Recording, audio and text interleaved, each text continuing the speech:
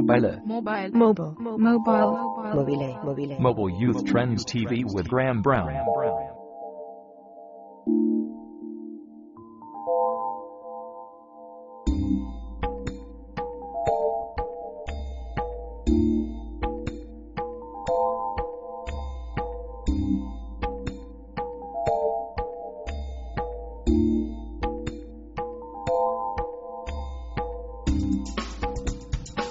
Okay, this is Graham Brown from Mobile Youth Trends TV. Today joined by Jed Carroll, digital consultant for Waggener Edstrom. Jed, how are you doing? I'm doing all right, Graham. And yourself? Yeah, very good, thanks. Great to have you here again. So, Jed, what have you got that you want to talk about today regarding marketing campaigns for young consumers? I'd like to talk about the Play Lunacy campaign that was done by Orange and Oak London. Graham? Yep, go for it. Tell us a little bit about it. No worries.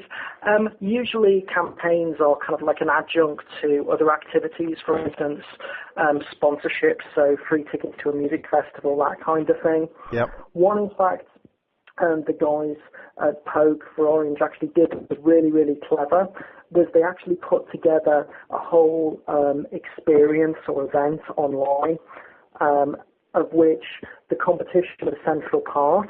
However, it also rewarded customers who didn't win with a really great experience and took them on a journey of discovery. I'll tell you a little bit about how Play Lunacy worked. Play Lunacy was the internet's first online balloon race. So you have the orange tariff logos, the raccoon, the dolphin are the two ones that spring to mind for me, and you could choose to have one of them as your balloon in a race. You gave it a name. It had like a witty tagline with it. I had a dolphin that was called Mr. Splashy Pants, because I could. And you would then went over a course of a number of different sites that had cooperated with Poke, and you could also get your friends to actually vote on your balloon to give you an additional push. Your balloons sail through these different websites, and some of the websites had additional gas bottles on them and rainbows, and then there's an additional map where you could see the whole course laid out, so you could pick the optimum route for your balloon for as much steam as you had, which was very much almost like a second life experience.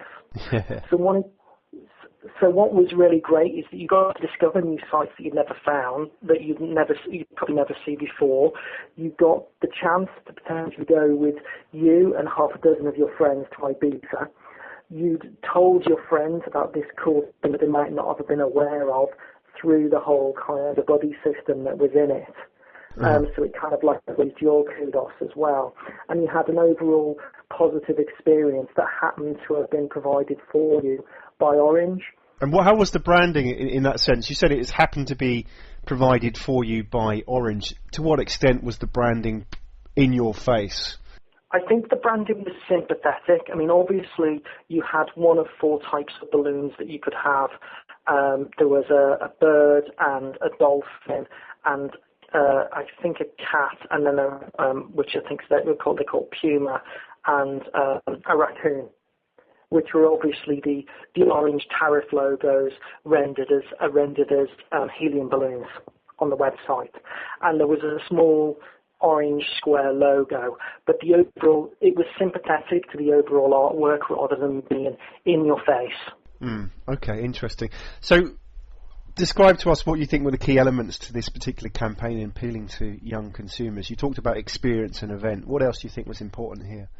In terms of the campaign, I think, first of all, the way it was all pulled together and the way it was so delightful actually showed a keen respect for the targeted consumers they actually had out there, which I think is of primary importance anyway. How does that compare to traditional campaigns in terms of respect?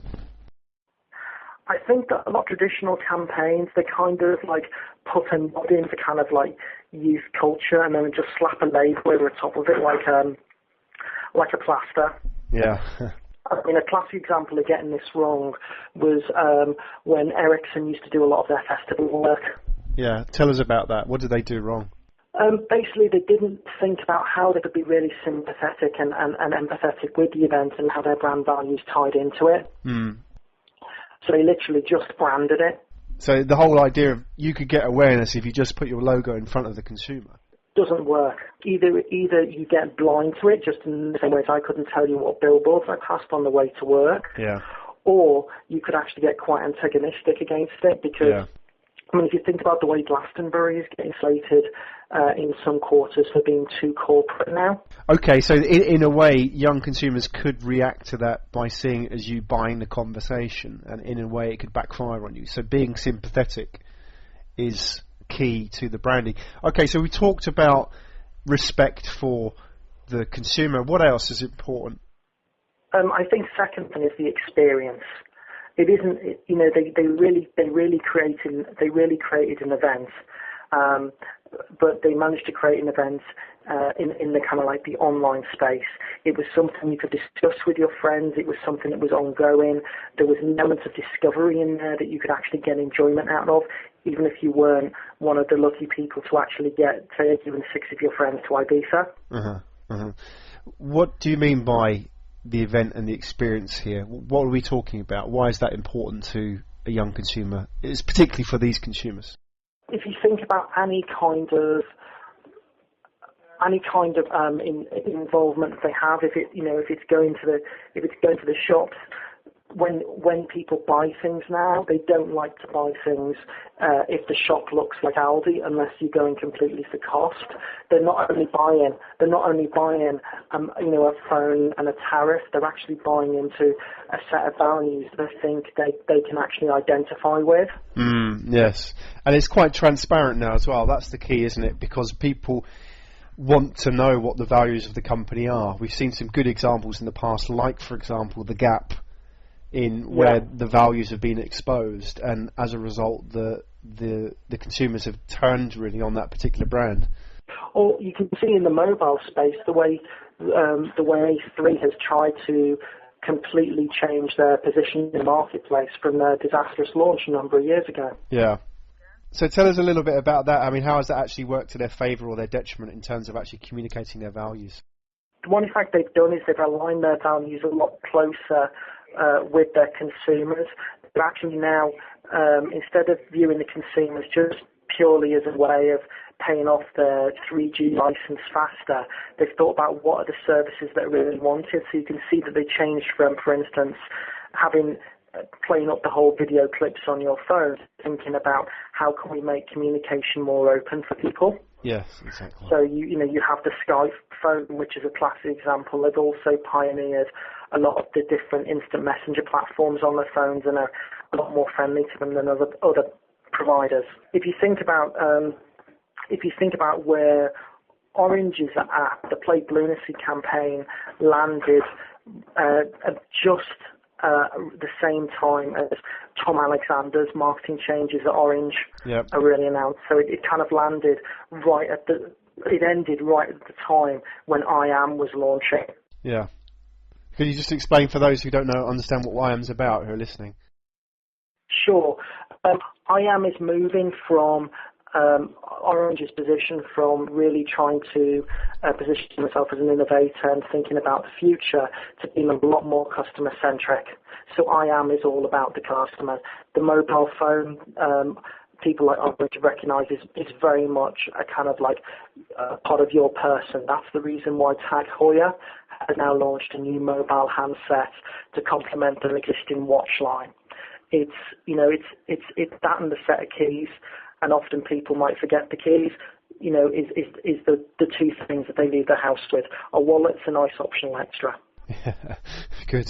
Okay, so we talked about respect, we talked about experience. What would be the third key point about the Orange Lunacy campaign that you want to share?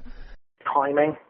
And by timing, I mean that they realised how long the campaign could be sustainable for, and they finished the campaign at a shorter time than they could have done, primarily to make people want more. It went out at the top of its game. They didn't, to use a TV phrase, the campaign didn't jump the shark. Jed, thank you very much for your time. It's been a pleasure talking to you. Thanks for having me, Graham. Excellent. That was Jed Carroll, digital consultant from Waggener Edstrom.